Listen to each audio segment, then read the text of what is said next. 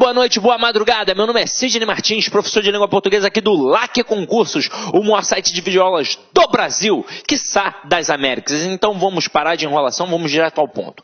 Hoje, a nossa primeira aula, nós vamos trabalhar a parte de classes gramaticais. Qual é o intuito? O intuito é o seguinte: em toda prova de concurso público, você tem normalmente 40%, 30% de análise textual e 60% ou 70% de análise gramatical.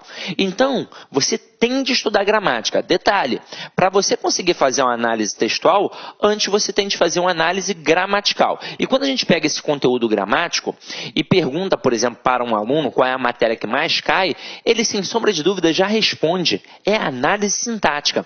Só que o avaliador, espertamente, sabe que você aprendeu de forma equivocada na escola. Então ele vai colocar um termo com preposição, por exemplo, e vai pedir a função sintática, porque ele sabe que você vai responder objeto indireto.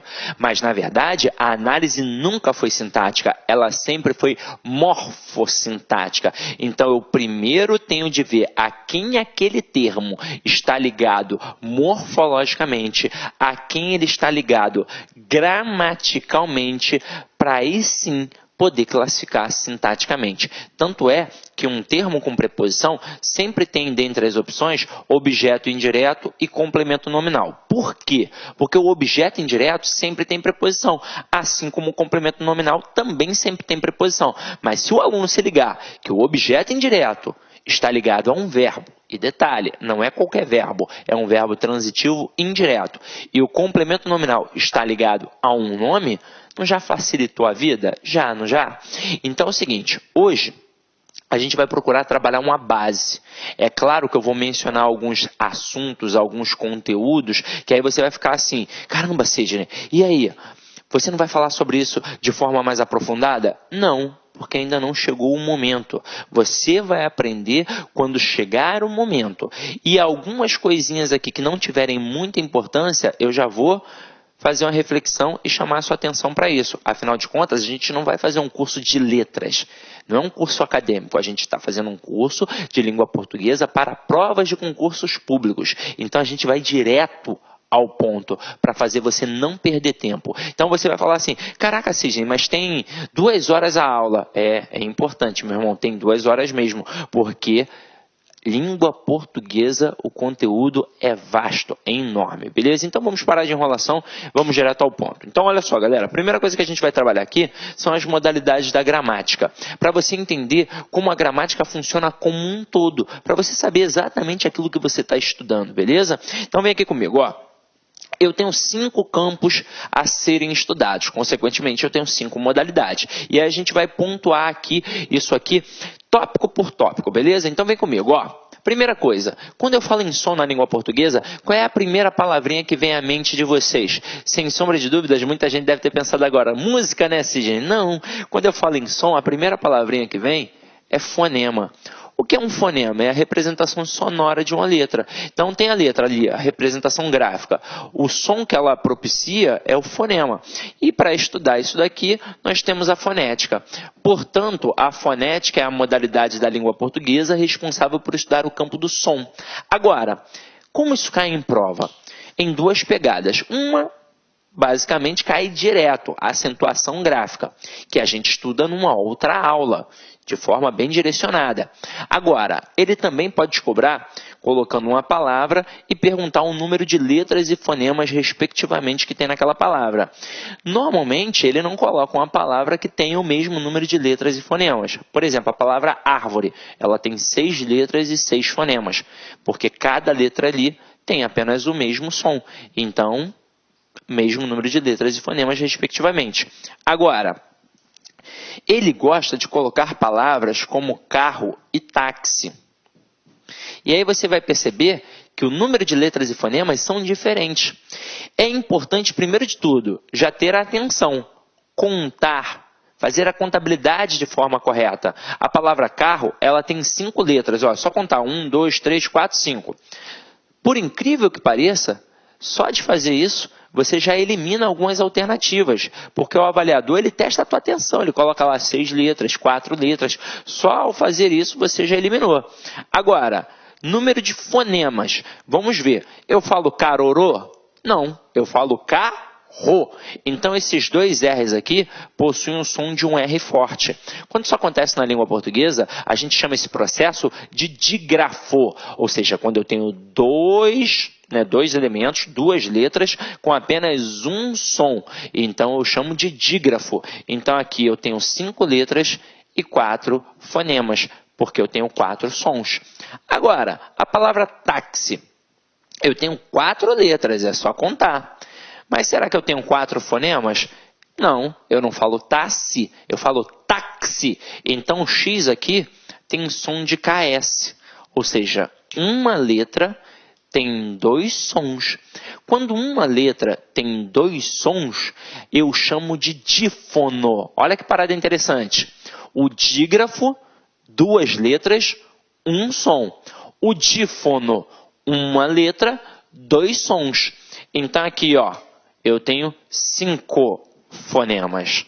Agora, sejamos sinceros, isso é super tranquilo, não é? É só prestar atenção. Agora, para poder dificultar um pouco mais no assunto da fonética, o camarada vai cobrar acentuação gráfica. Mas aí a gente trabalha isso numa aula específica, de forma bem tranquila, direcionando para você não dar mole, beleza? Agora, vamos continuar a nossa pegada aqui. Agora a gente vai para um cara sinistro, ó. A gente vai para forma. Se ao falar em som eu pensei em fonema, ao falar de forma eu penso em morfema. E aí lembra que eu falei que a análise textual começa na análise gramatical? Tudo começa nesse camarada aqui. O morfema é a menor unidade significativa de uma palavra. Então, antes da palavra, existem o morfema. Ou seja, a palavra pode ser dividida em partes menores. E por que eu consigo? Porque cada pedacinho ali é um morfema. Porque cada pedacinho ali atribui uma significação. E ao pensar em morfema, eu penso em morfologia. Aqui está uma matéria importante, né? Uma modalidade. A morfologia, ela é responsável por estudar o campo da forma. E eu falo aqui agora, então, estrutura e formação das palavras e propriamente nas classes gramaticais. Se a matéria que mais cai na prova é análise sintática, eu preciso ver a quem o camarada está ligado gramaticalmente para aí sim poder classificar. Eu ouso dizer que se você não sabe morfologia, se você não sabe identificar uma classe gramatical, você não sabe nada em língua portuguesa. Agora, a nossa aula de hoje, ela é bem imagética. Eu não vou fazer como você aprendeu na escola. Eu não vou trabalhar classe por classe. Eu, na verdade, vou pegar todas as classes e vou mostrar como elas se relacionam entre si, para você entender o processo não só morfológico, mas também sintático. Essa relação que elas possuem entre elas, beleza? Então, vamos lá. Então, a próxima é o campo do estilo. E ao falar em estilo, eu penso em estilística. Galera, aqui, ó, a gente não estuda a fundo no concurso público. Assim como, com certeza, você não estudou a fundo na escola. Só estuda estilística a fundo quem faz uma excelente faculdade de letras ou então excelente faculdade de direito na parte da oratória. Porque a estilística é a modalidade que funciona como elo entre a gramática e a literatura. Então, tudo que tem de paralelismo, tudo que tem de figura de linguagem, está aqui. Aí você vai falar assim para mim, ué, então eu já estudei, porque eu já estudei figura de linguagem. Em provas caem no máximo umas 10. Tem mais de 300 figuras de linguagem. Então, com certeza você não estudou tudo. Ah, Sidney, mas e aí, como é que fica? O conhecimento básico que a gente precisa daqui, do campo da estilística, a gente joga para cá, ó, para o campo do significado. E isso aqui é importante realmente para a gente. Ó. Quando eu falo em significado, eu penso em ideia, eu penso em sentido. Então, eu vou colocar aqui a palavrinha sema, que me remete à semântica.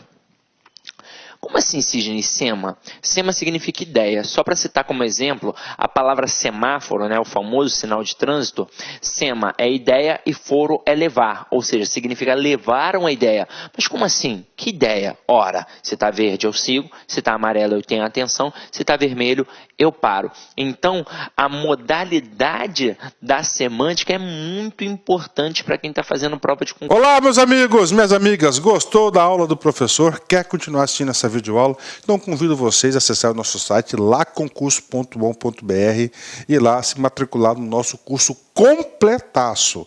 Essa aula é um pequeno trecho da aula do professor, tá? A aula aí, tem muito mais carga horária do que isso que foi te apresentado.